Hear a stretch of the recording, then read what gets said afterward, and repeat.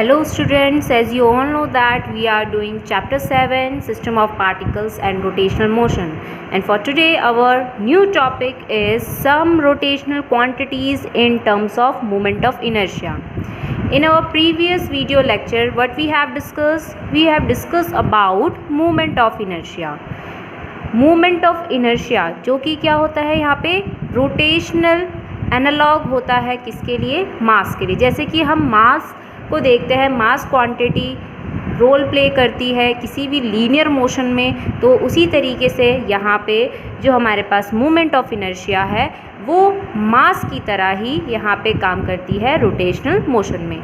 तो अब हम यहाँ पे क्या करेंगे, जितने भी हमने रोटेशनल क्वांटिटीज़ पढ़ी है, angular momentum, kinetic energy, torque, उसको हम किसके टर्म में लिखने की कोशिश करेंगे, यहाँ पे मोमेंट ऑफ इनर्शिया के टर्म्स में, जिसको हम इंडिकेट कराते हैं आई से।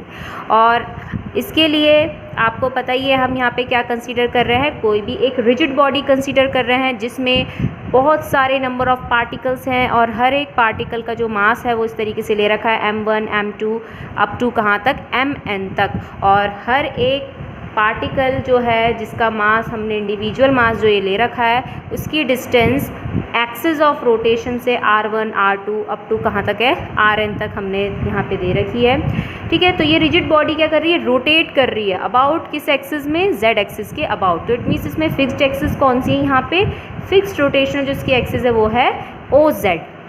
ठीक है, तो जब हम यहाँ पे मोमेंट ऑफ इनर्शिया का फॉर्मूला लिखते हैं तो आपको पता ही है m1 r1 का स्क्वायर प्लस m2 r2 का स्क्वायर अप टू कहाँ तक प्लस करके हम mn rn का स्क्वायर लिखते हैं। तो उसको हम समेशन की फॉर्म में भी लिख देते हैं, जो कि इसमें i इज इक्वल्स टू 1 से लेकर n तक है, और समेशन का मतलब हम यहाँ पे प्लस कर रहे हैं, और इसको हम क्या लिखते हैं mi ri का स्क्वायर। ठीक है, जिसमें यहाँ पे ri जो है वो क्या है, रेडियस ऑफ गायरेशन हम कहते हैं। ठीक है, so it is the product of mass and square of the radius of gyration, यही पढ़ाया था प्रीवियस लेक्चर में मोमेंट ऑफ इनर्शिया के बारे में। तो चलिए सबसे पहले स्टार्ट करते हैं यहाँ पे एंगुलर मोमेंटम से। तो अब हम यहाँ पे ये मान के चल लीजिए कि हम इस रिजिड बॉडी के होल सिस्टम ऑफ पार्टिकल को लेके चलेंगे, एक को नहीं बल्कि सबको लेके चलेंगे।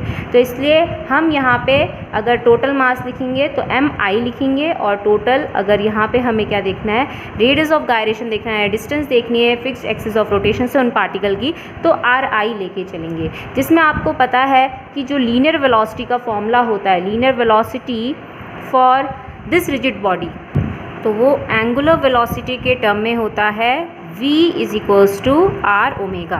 अब देखिए मैंने इन दोनों के सफिक्स में क्या लिखा है, i लिखा है, तो इट मीन्स कि मैं यहाँ पे जो भी वेलोसिटी निकाल रही हूँ वो ith पार्टिकल, ith जैसे nth पार्टिकल होता है तो वैसे ith पार्टिकल के लिए यहाँ पे निकाल रही हूँ लीनियर वेलोसिटी का रिलेशन r और ओमेगा।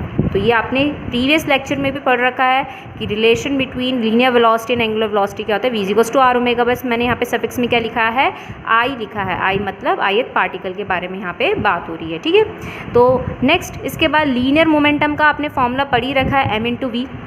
ith पार्टिकल के लिए निकाल रहे तो P I is equals to M I V I, ये मल्टीप्लिकेशन में नहीं है सफिक्स में है। और फ्रॉम इक्वेशन फर्स्ट से अगर मैं वी आई की वैल्यू यहाँ पे पुट कर दूँ तो हमारे पास ये निकल के आ जाएगी, पुट दिस वैल्यू इक्वेशन 2। हमें यहाँ पे कैलकुलेट क्या करना है, एंगुलर मोमेंटम। तो एंगुलर मोमेंटम भी कैलकुलेट करके देख लेते हैं ith पार्टिकल के लिए। तो आपने पढ़ा था इसका formula, it is the product of what, it is the product of linear momentum and the distance of that particle from the axis of rotation p into r। ith particle है इसलिए i और i लगा रखा है। From equation 2 से अगर मैं pi मतलब लीनियर मोमेंटम का फॉर्मूला लिख लूँ तो वो ये आ जाएगा ri as it is. Okay, ri यहाँ पे 2 टाइम्स है तो इट मीन्स यहाँ पे आ जाएगा ri का स्क्वायर। नेक्स्ट इसके बाद ये तो हमने निकाला था angular momentum for ith particle. अगर मुझे इस पूरी के पूरी रिजिड बॉडी के लिए एंगुलर मोमेंटम निकालना है तो हमें क्या करना पड़ेगा, इन सभी के लिए मतलब फर्स्ट पार्टिकल के लिए L1 अलग होगा, सेकंड पार्टिकल के लिए L2 होगा एंगुलर मोमेंटम, ऐसी nth पार्टिकल के लिए क्या होगा, Ln होगा। तो सबके लिए अगर मुझे निकालना तो क्या करना पड़ेगा, सम करना पड़ेगा, सम मतलब समेशन करना पड़ेगा। तो for total angular momentum for whole rigid body, जो रोटेशन मोशन कर रही है रिजिड बॉडी, तो उसके लिए हम यहाँ पे क्या करेंगे, समेशन लगा देंगे, जिसमें i की वैल्यू कहाँ से लेकर कहाँ तक है, 1 से लेकर n तक है, 1 से लेकर n तक है, और यहाँ पे ये एज इट इज़ आ जाएगा। तो तब ये Li क्या बन जाएगा, यहाँ पे टोटल एंगुलर मोमेंटम L बन जाएगा। और आपको पता है अभी मैंने टॉप में यहाँ पे एक चीज़ लिखी है, मोमेंट ऑफ इनर्शिया का फॉर्मूला, जो कि mi/ri का स्क्वायर और ये समेशन i = 1 से लेकर n तक। तो इसके बदले यहाँ पे क्या आ जाएगा, i मोमेंट ऑफ इनर्शिया और ये angular velocity as it is. तो आपको याद रखना है what is the formula of angular momentum, it is the product of moment of inertia and angular velocity. Learn करने का तरीका क्या है कि जैसे आपने लीनियर मोमेंटम का फॉर्मूला याद कर रखना, p = m/v, ठीक है। तो ये आपने लीनियर या ट्रांसलेशन मोशन के लिए याद कर रखा। अब इसे अगर एंगुलर में चेंज करना है तो p किस में चेंज हो जाएगा, लीनियर मोमेंटम किस में चेंज हो जाएगा, एंगुलर मोमेंटम में। मास किस में चेंज हो जाएगा, मास का रोटेशनल एनालॉग कौन है, मोमेंट ऑफ इनर्शिया। और यहाँ पे लीनियर वेलोसिटी का एनालॉग कौन है, एंगुलर वेलोसिटी। तो जितने भी आपके लीनियर टर्म्स के जितने भी फॉर्मूले हैं वो सारे के सारे एंगुलर टर्म्स में क्या हो जाएंगे, कन्वर्ट हो जाएंगे। और अगर डेरिवेशन आती है तो वो ये है इसकी डेरिवेशन। नेक्स्ट रोटेशनल क्वांटिटी हमें जो निकालनी वो है काइनेटिक एनर्जी। तो ये जो हमारे पास रोटेटिंग बॉडी है इसके लिए हमें यहाँ पे इसकी total kinetic energy of rotation निकालनी है। तो जैसे हमने इक्वेशन फर्स्ट बना रखा था लीनियर वेलोसिटी और एंगुलर वेलोसिटी के रिलेशन को vi = ri ओमेगा, तो वैसे ही हमें ith पार्टिकल के लिए काइनेटिक एनर्जी निकालनी पड़ेगी। तो आपको पता ही है लीनियर टर्म्स में जो काइनेटिक एनर्जी का फॉर्मूला होता है वो हाफ mv² होता है और सबके नीचे सफिक्स में i लग जाएगा, ठीक है। ये i लग गया है। देन उसके बाद यहाँ पे आपको पता है फ्रॉम इक्वेशन फर्स्ट से हम vi की वैल्यू यहाँ पे पुट करेंगे और स्क्वायर है तो ये स्क्वायरिंग फॉर्म में यहाँ पे वैल्यूज आ जाएंगी ri² omega. And left hand side kinetic energy for ith particle. हमें यहाँ पे निकालनी है total kinetic energy of rotating body. Total kinetic energy निकालने के लिए अभी बताया था आपको क्या करना पड़ता है, समेशन लगाना पड़ता है, क्योंकि हम यहाँ पे सभी पार्टिकल्स की काइनेटिक एनर्जी का सम लेंगे। तो आपको पता है समेशन लगाना है, नीचे लिखना है कि i की वैल्यू 1 से लेकर कहाँ तक है, n, मतलब हमें यहाँ पे सम करना है 1 से लेकर n तक के जितने पार्टिकल्स हैं उन सब की काइनेटिक एनर्जी का। तो वो क्या है यहाँ पे, बस इतना लिख देंगे और जो RHS है हमारे पास वो एज इट इज़ आ जाएगा। अब यहाँ पे मैंने हाफ है, ये हाफ कांस्टेंट है तो इसलिए मैंने बाहर लिख दिया है हाफ, और समेशन को अंदर की तरफ लिख दिया है, जिसमें आपको पता है ये वाला जो टर्म है, ये वाला टर्म क्या है, मोमेंट ऑफ इनर्शिया। तो इसके बदले आ जाएगा i half as it is and omega. So what is the kinetic energy for rotational body या rotating body, it is equals to the half of the product of moment of inertia and the square of the angular velocity. याद करने का तरीका क्या है, जब हम linear की बात करते हैं तो लीनियर के केस में काइनेटिक एनर्जी का फॉर्मूला क्या आता है, हाफ mv²। तो यहाँ पे काइनेटिक एनर्जी तो सेम रहेगा, हाफ भी सेम रहेगा, m की जगह यहाँ पे आ जाएगा इसका rotational analog moment of inertia and linear velocity के जगह आ जाएगा इसका रोटेशनल एनालॉग एंगुलर वेलोसिटी। बाकी पूरा का पूरा यहाँ पे फॉर्मूला सेम रहेगा एंड डेरिवेशन आएगी तो आपको इस तरीके से करनी है। थर्ड जो हमारे पास रोटेशनल क्वांटिटी है वो है टॉर्क। ये तो आप सभी को पता है। अब इसमें सबसे पहले हम रिलेशन यूज़ करेंगे linear acceleration and angular acceleration का, जो कि आपने प्रीवियस लेक्चर्स में प्रीवियस चैप्टर्स में पढ़ा था कि a = r alpha, where a is the linear acceleration and alpha is the angular acceleration. ith के टर्म्स में लिख रहे हैं तो ai = ri alpha. This is equation first. हमें न्यूटन सेकेंड लॉ के हिसाब से पता है F = क्या होता है, ma। ith के टर्म में लिखा हमने Fi = mi ai। Equation first की जो वैल्यू है ai की वो उठा के यहाँ पे रख देंगे तो ai की जगह आ जाएगा ri alpha. Put this equation second, okay. Now हमें यहाँ पे टॉर्क निकालना है for ith particle. Torque for ith particle, इसके लिए आपको फॉर्मूला बताया था, it is equals to the product of the other force into perpendicular distance. तो यहाँ पे आपको दिख रहा होगा डिस्टेंस ri है और फोर्स Fi, क्योंकि ith के टर्म्स में लिखा है। यहाँ पे Fi की वैल्यू फ्रॉम इक्वेशन सेकंड से उठा के यहाँ पे रख देंगे mi ri अल्फ़ा, यहाँ पे रख देंगे तो ri पहले से एक और यहाँ पे है और इसका भी ri आएगा तो ri² हो जाएगा, mi as it is alpha as it is, ठीक है। नेक्स्ट, ये तो था ith टर्म के लिए टॉर्क। हमें टोटल टॉर्क निकालना है, टोटल टॉर्क निकालना है। तो टोटल टॉर्क निकालने के लिए हम यहाँ पे क्या करेंगे कि समेशन करेंगे i = 1 से लेकर n, मतलब जितना भी टोटल टॉर्क लग रहा है हर एक पार्टिकल्स में उन सभी का हम समेशन करेंगे। तो i = 1 से लेकर n तक, बाकी सारा एज इट इज़, जिसमें हमें पता है कि ये जो वाला टर्म है ये होता है मोमेंट ऑफ इनर्शिया, इसके बदले आ जाएगा i और alpha as it is, where alpha is the angular acceleration. So what is torque here, torque is the product of moment of inertia and angular acceleration. Formula याद करने का तरीका क्या है, हमें पता है कि लीनियर मोशन में फोर्स का फॉर्मूला होता है from Newton second law of motion F=ma।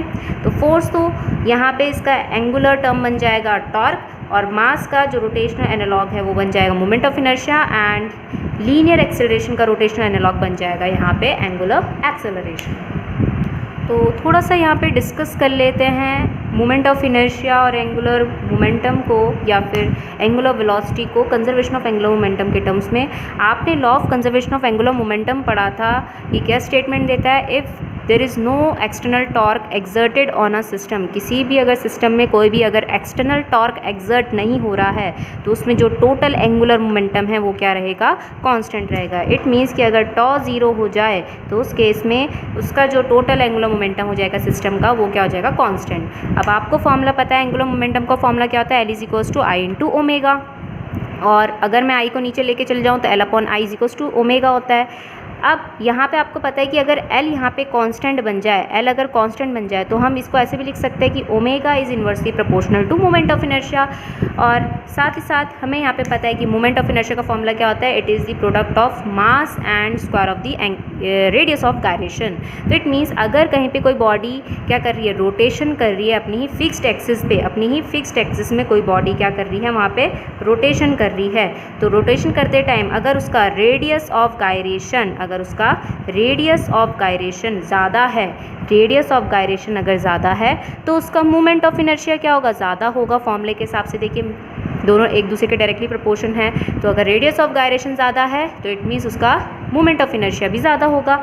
अगर उसका मोमेंट ऑफ इनर्शिया ज़्यादा होगा तो उसकी एंगुलर वेलोसिटी कम होगी। ठीक है, तो आपने देखा होगा जो बैले डांसर होते हैं किस तरीके से, जैसे कि आपने देखा होगा कि जब वो रोटेशन करते हैं अपनी ही एक्सिस पे तो वो अपने हाथों को क्या कर देते हैं, फोल्ड कर देते हैं। अपने हाथों को फैलाते नहीं बल्कि फोल्ड कर देते हैं। फोल्ड करने से क्या होता है, जो उनकी आर की वैल्यू होती है, मतलब रेडियस ऑफ गायरेशन की वैल्यू जो होती है के की वैल्यू, वो कम हो जाती है। जब रेडियस ऑफ गायरेशन की वैल्यू कम हो जाएगी तो उस केस में वहाँ पे उनका मोमेंट ऑफ इनर्शिया कम हो जाएगा, और जब मोमेंट ऑफ इनर्शिया यहाँ पे कम हो जाएगा तो उसकी एंगुलर वेलोसिटी क्या हो जाएगी, बढ़ जाएगी, जिसकी वजह से जो भी वो डांसर है वो अच्छे से वहाँ पे क्या कर पाएगी, रोटेशन कर पाएगी। और अगर उसे अपना रोटेशन को रोकना है तो वो क्या करते हैं, अपने हाथ को फैला देते हैं। अपने हाथ को अगर वो अपने आर्म्स को फैलाते हैं तो उस केस में अपने रेडियस ऑफ गायरेशन को बढ़ाते हैं। जब रेडियस ऑफ गायरेशन बढ़ता है तो उनका मोमेंट ऑफ इनर्शिया बढ़ता है। जब मोमेंट ऑफ इनर्शिया बढ़ता है तो उनकी एंगुलर वेलोसिटी कम हो जाती है।